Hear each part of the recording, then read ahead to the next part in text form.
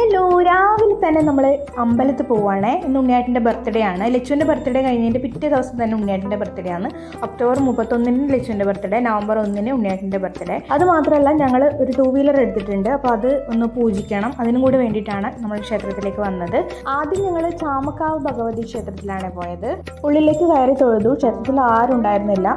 പുഷ്പാഞ്ജലിയൊക്കെ കഴിപ്പിച്ചിട്ടുണ്ടായിരുന്നു. പ്രസാദമൊക്കെ വാങ്ങി കുറച്ച് സമയം നമ്മൾ അവിടെ ഇരുന്നു. ബ്ലാക്ക് കുറി ഗണപതി ഹോമത്തിൻ്റെ പ്രസാദമാണ്. വണ്ടിയുടെ കീ ഞങ്ങൾ പൂജിക്കാൻ കൊടുത്തിട്ടുണ്ടായിരുന്നു. പിന്നീട് പൂജാരി പുറത്തേക്ക് വന്നിട്ട് വണ്ടി പൂജിച്ചു. ഇവിടെ വലിയൊരു ചെമ്പകത്തിന്റെ മരമുണ്ട്. താഴെ ഫുൾ ചെമ്പകത്തിന്റെ പൂക്കൾ വീണിട്ടുണ്ടായിരുന്നു. നല്ല മണമുണ്ട്. വെള്ള ചെമ്പകമാണ്.